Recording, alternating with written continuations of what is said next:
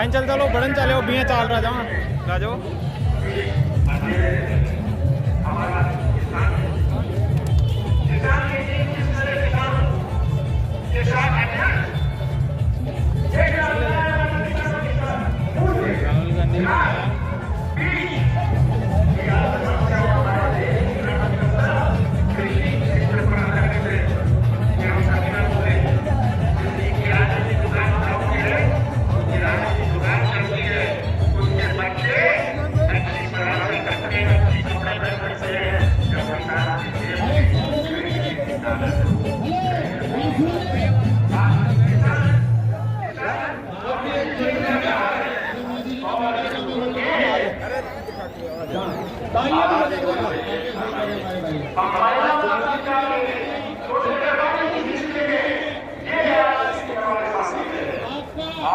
बोल बताओ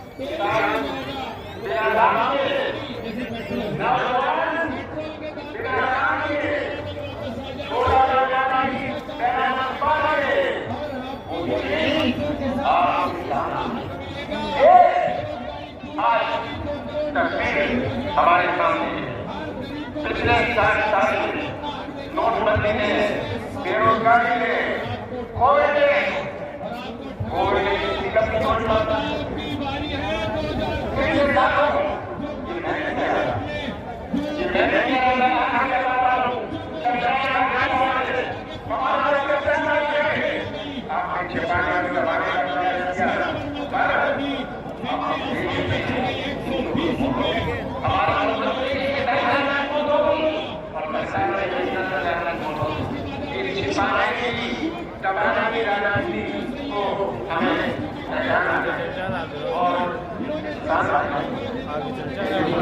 चलो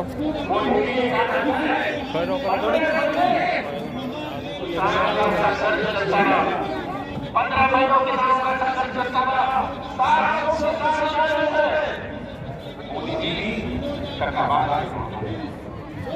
मोदी जी कहते थे किसानों के हित में है, किसान कहते थे हमारे हित में नहीं, आप वापस करो, हमारा हित की चिंता मत करो। पर मोदी जी को देखा नहीं, मोदी जी को नौजवान बेरोजगार नौजवान को मिलता था। मोदी जी को वो किसान की आवाज नहीं सुनाई पड़ती थी, आग नहीं चलती, कान नहीं चलते। मोदी जी आपका मुंह बहुत चलता है और यही है हमारे सामने। अरे सही जाओ तो बेटे निकल जाओ वाला हम कहते हैं कांग्रेस में बचा है। मैं उनमें से हूँ जिन्होंने सशक्त देखा। इंदिरा गांधी जी की सरकार बन गई, इंदिरा गांधी जी ने संघर्ष किया और 2.5 साल में 314 सीटों में जीते हम, हमारी सरकार बनी। मैंने वो समय देखी, मैंने वो समय देखा है जब बीजेपी की 2 सीटें हुआ करती थी लोकसभा में, 2 सीटें हुआ करती थी, हम ढूंढते थे कौन बीजेपी के हैं। कांग्रेस ने बहुत संघर्ष किया है, कांग्रेस ने बहुत कुछ देखा है, कांग्रेस ने आजादी का संघर्ष किया है, कांग्रेस ने देश के लिए लड़ाई लड़ी है और कांग्रेस ने नेता का नहीं, आप 16 वर्ष से आप लोगों ने ये झंडा लेके को हमेशा मजबूती दी है।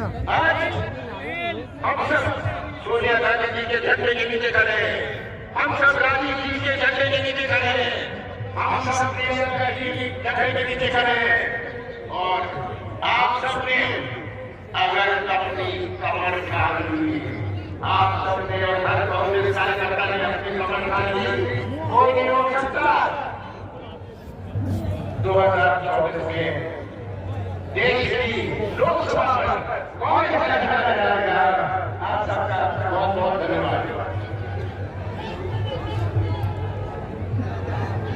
अब मैं अनुरोध करूंगा अजीत रंजन चौधरी साहब से, तो हमारी लोकसभा में कांग्रेस के नेता है, हम सब लोग को संबोधित करें।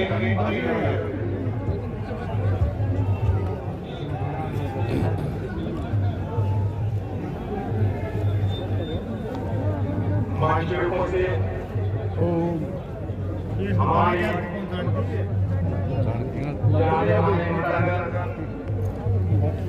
हिंदुस्तान से आए हैं हमारे कद्दावर नेता और ये तो लाठी लगा दी।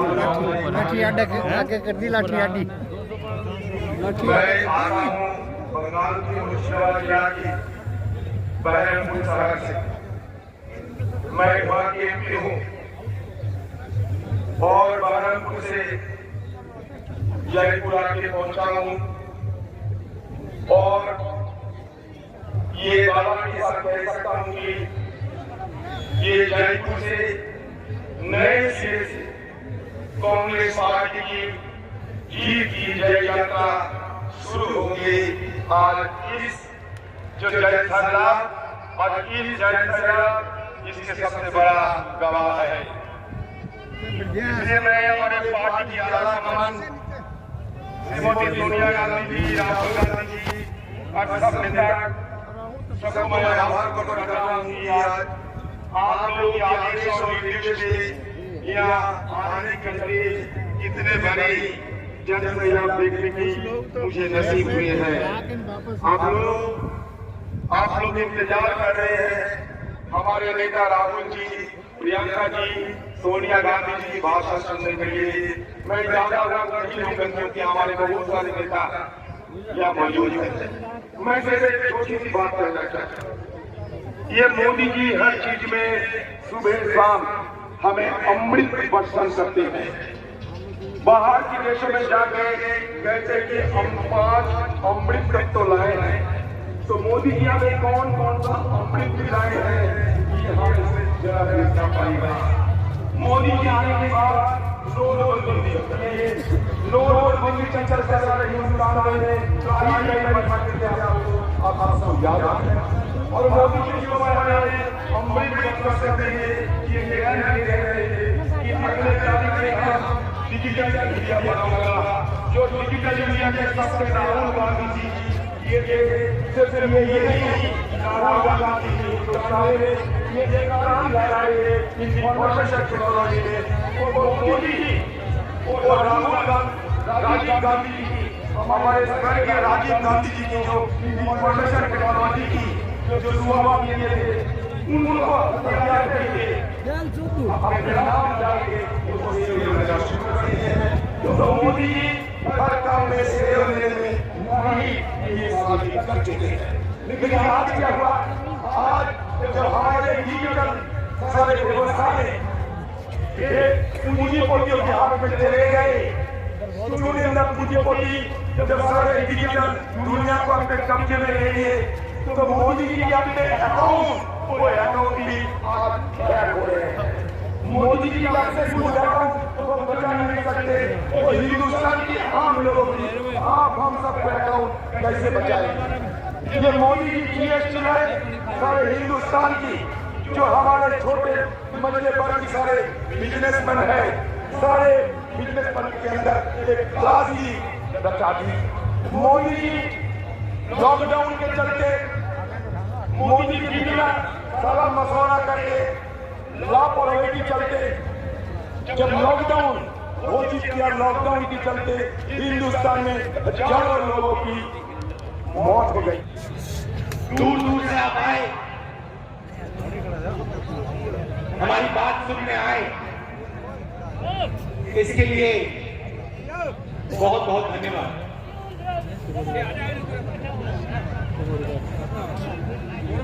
देश की हालत आप सबको दिख रही है। रैली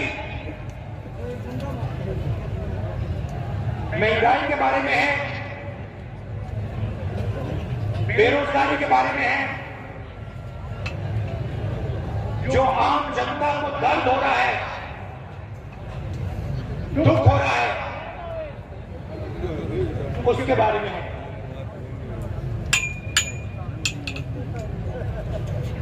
देश की आज जो हालत है शायद पहले कभी नहीं, पूरा का पूरा धन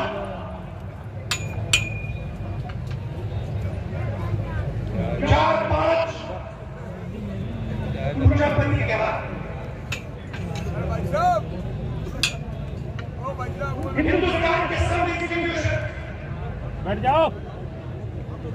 एक संगठन के हाथ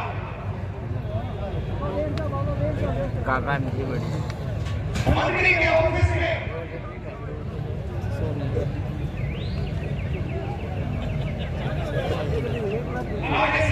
सचिन गर्जन जे सचिन विधायक देश को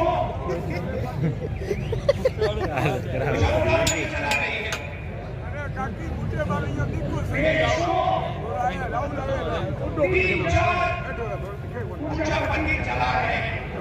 माता को भाई साहब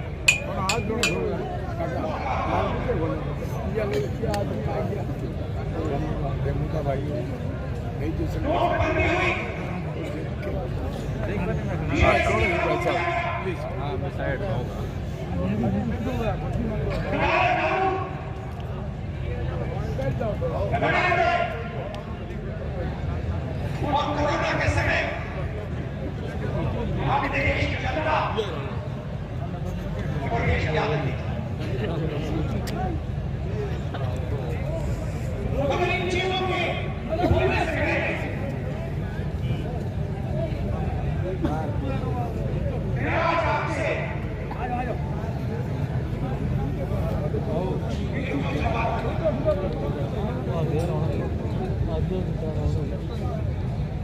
देश के सामने कौन सी लड़ाई है और लड़ाई किसके बीच में है? आज ये किसानों की धक्के में उनको सारे काले कानून वापस लेने पड़ी कि ये आम लोगों की जो धक्के हैं लोकतंत्र में, ये चुनाव में आम लोग की जो धक्के होते हैं ये धक्के बड़े ताकतवर होते हैं। जब पिछले उपचुनाव में सारे हिंदुस्तान में मोदी जी को जब हार की सामना करने पड़ी तो मोदी जी आके ये समझा कि अभी हाल बेहाल हो रहे हैं, अभी पेट्रोल डीजल की कीमत घटाओ। लेकिन पेट्रोल डीजल की कीमत घटाते हुए वो हिंदुस्तान की प्रांतीय सरकार को, सूबों की सरकार को 44,000 करोड़ की और उन्होंने क्षति की है, अपनी जेब से 54 पैसा नहीं डाले हैं। तो इसलिए कहते हैं राहुल जी मतलब संघर्ष, कांग्रेस मतलब संघर्ष, राहुल जी मतलब आंदोलन, कांग्रेस मतलब आंदोलन। ये संघर्ष हमें करना ही पड़ेगा और ये संघर्ष करते करते हमको दिल्ली पहुंचने पड़ेगा। 2004 साल में सबने कहा था कि कांग्रेस से कुछ नहीं होने वाला है, लेकिन सोनिया गांधी जी के नेतृत्व में एक बार नहीं दो बार एक कांग्रेस सत्ता पे आसीन हुई थी, आपको याद दिलाता हूं। तो राहुल गांधी जी और कांग्रेस ये संघर्ष और आंदोलन जानते हैं, तो इसलिए कहते हैं कि ये संघर्ष हमें करना पड़ेगा, ये संघर्ष हमें जारी रखने पड़ेगा। न संघर्ष न तकलीफ, मजा क्या है जीने में। बड़ा बड़ा तूफान थम जाएगी जब आग लगी हो सीने में। जय हिंद, वंदे मातरम। बहुत धन्यवाद दादा। अब मैं अनुरोध करूंगा हमारे छत्तीसगढ़ के बहुत ही लोकप्रिय मुख्यमंत्री भाई भूपेश बघेल जी से कि वो यहाँ आए और हम सब लोगों को संबोधित करें।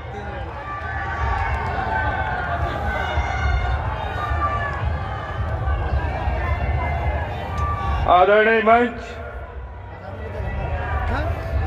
और देश के कोने कोने से आए प्रियंका जी हम लोगों के बीच में है।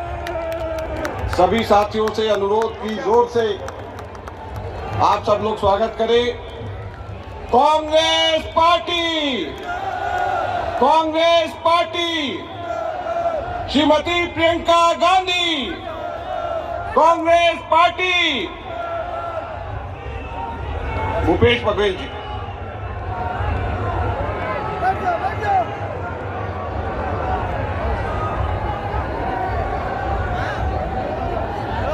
प्रियंका जी मंच में आ चुकी हैं।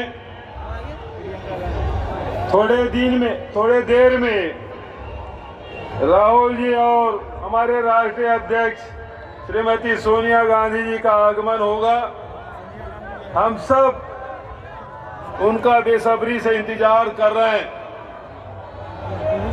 मैं बहुत ज्यादा वक्त नहीं लूंगा साथियों। लोकतंत्र में जनता से ताकतवर दूसरा कोई नहीं होता और जनता ने अभी उपचुनाव में खासकर हिमाचल प्रदेश, राजस्थान, हरियाणा, कर्नाटक जहां जहां उपचुनाव हुए वहां की जनता ने महंगाई के खिलाफ मतदान किया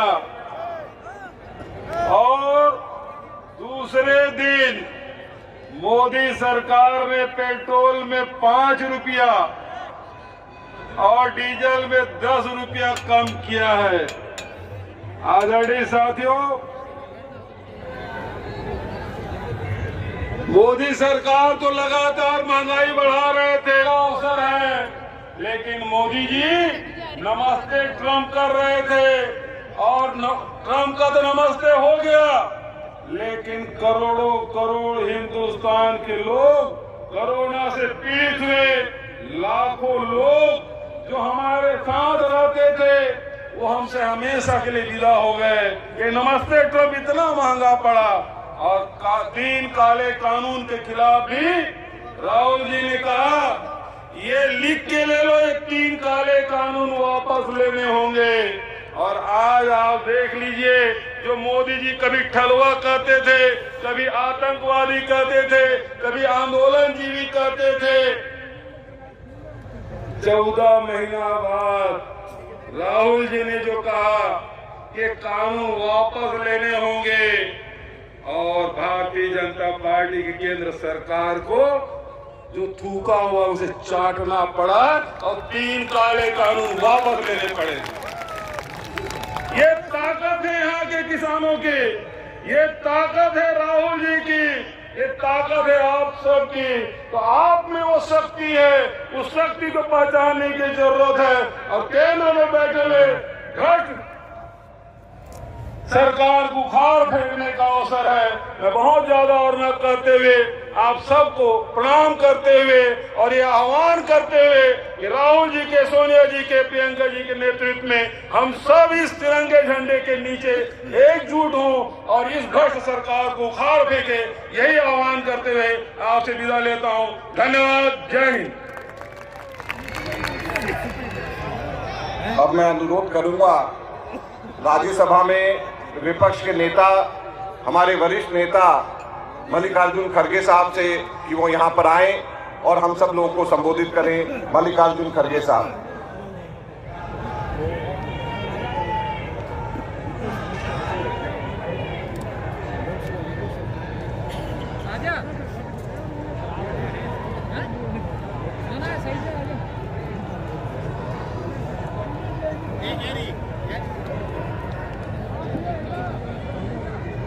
इस मंच पर पधारे हुए कांग्रेस पार्टी के वरिष्ठ नेतागण और हमारे लोकप्रिय नेता और कांग्रेस पार्टी के महासचिव श्रीमती प्रियंका गांधी जी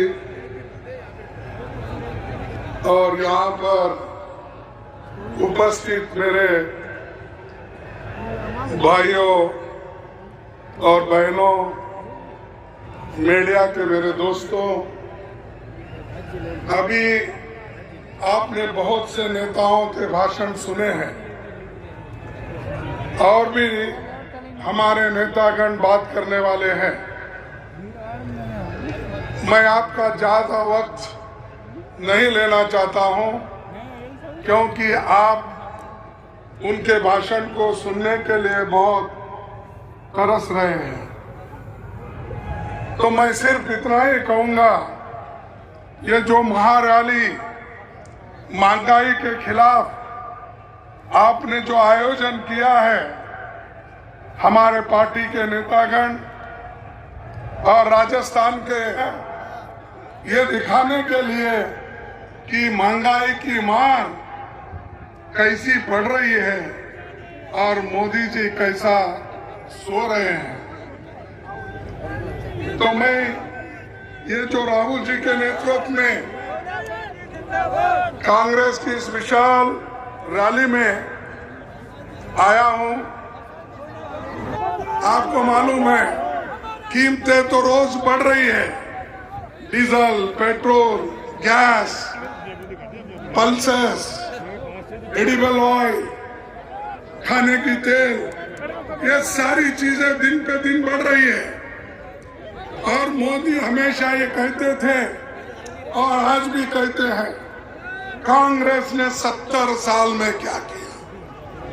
मैं बार बार उनको कहता हूं, अरे भैया मत बोलो 70 साल। 70 साल में तो 15-20 साल आप ही के लोग, आप ही के दोस्त थे। हम 55 साल हुकूमत में थे, लेकिन हमने करके दिखाया है। हमने इस देश के लिए, इसके प्रगति के लिए, पढ़ाई के लिए बहुत से काम हमने किए हैं। जब हमने किए हैं और डेमोक्रेसी को, लोकतंत्र को हमने सुरक्षित रखा है, संविधान को सुरक्षित रखा है, उसकी हिफाजत की है। इसीलिए मोदी जी आज जो प्रधानमंत्री बन के आप बैठे हैं, ये कांग्रेस की दुआ है। कांग्रेस अगर लोकतंत्र को बचा नहीं सकती, अगर संविधान को हिफाजत नहीं करती, मोदी आप प्रधानमंत्री नहीं बनते थे। ये हमारी देन है। और फिर भी हमको पूछते हैं हमने क्या किया।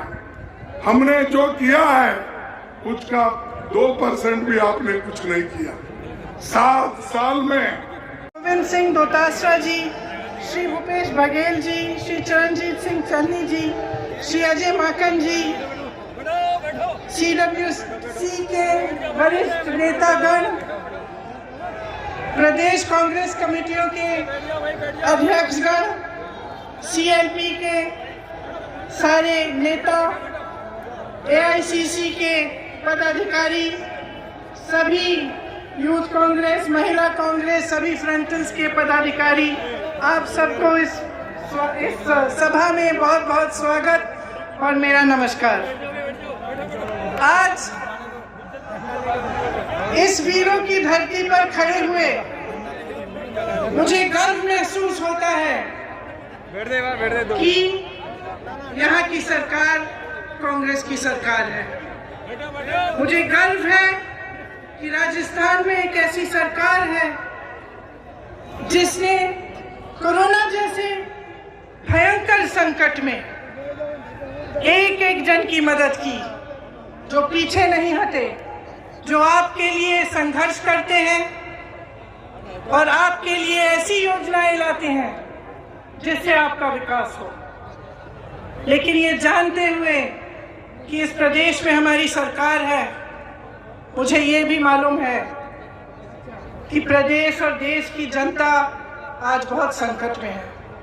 मुझे मालूम है कि जिस तरह से हमारा देश चल रहा है, जिस तरह की सरकार केंद्र में है, उसकी नीतियों से आप पर कैसे कैसे संकट है और आप किस संघर्ष से गुजर रहे हैं। आज ये रैली महंगाई हटाओ रैली है। आप सब इतनी बड़ी तादाद में यहाँ क्यों आए हैं? आप इसलिए आए हैं क्योंकि आपका जीना मुश्किल हो गया है। आप इसलिए आए हैं कि आज एक गैस सिलेंडर 1000 रुपए का हो गया है। आप इसलिए आए हैं कि सरसों का तेल आपको 200 रुपए में मिल रहा है। पेट्रोल और डीजल के दाम आसमान छू रहे हैं। आप इसलिए आए हैं क्योंकि आपका रोजाना का जीवन मुश्किल हो गया है और इस संघर्ष में आपकी कोई सुनवाई नहीं है। देखिए, 2 तरह की सरकार होती है। एक ऐसी सरकार होती है जिसका लक्ष्य होता है सेवा, समर्पण और पब्लिक से सच्चाई की बात, और एक ऐसी सरकार होती है जिसका लक्ष्य होता है झूठ, लालच और लूट। और आज की जो केंद्र सरकार है वो यही दूसरी तरह की सरकार है। इसे अच्छी तरह से पहचानिए। जितना पैसा विज्ञापनों में खर्चा जाता है उतना पैसा किसानों को क्यों नहीं दिया जाता। मुझे पता चला कुछ दिनों पहले कि जिस प्रदेश में मैं काम करती हूँ, उत्तर प्रदेश में, उस प्रदेश में सरकार हजारों करोड़ रुपए सिर्फ विज्ञापनों पे खर्च कर रही है, लेकिन वही सरकार किसान को खाद दिलवा नहीं पा रही है। उसी सरकार में एक गांव है जहां मैं 4 ऐसे परिवारों से मिली जिनके मुखिया खाद की लाइन में खड़े खड़े गुजर गए, क्योंकि 2-3 दिनों से खाद वितरण की लाइन में खड़े थे और उनको खाद नहीं मिला। घर नहीं गए, डर था लाइन छोड़ दूंगा तो खाद नहीं मिलेगी, वहीं पे गिर पड़े। मैं ऐसे परिवार से मिलके आई हूं जिनके पति, जिनके सदस्य कुचले गए हैं इसी सरकार के मंत्री के बेटे की जीप के पहियों के तले। मैं उनकी विधवाओं से मिली हूं, उनकी बेटियों से मिली हूं, और मैं जानती हूं उनके मुंह से उन्होंने मुझे बोला कि हमें न्याय चाहिए, लेकिन इस सरकार से हमें न्याय कभी नहीं मिल सकती, कभी नहीं मिल सकता न्याय, क्योंकि इसी सरकार का मंत्री अभी भी हमारे प्रधानमंत्री के साथ मंच पे खड़ा रहता है, जिसके बेटे ने हमारे पति को कुचला, जिसके बेटे ने हमारे बेटे को कुचला। तो जो सरकार केंद्र में है वो निश्चित है कि जनता की भलाई नहीं चाहती।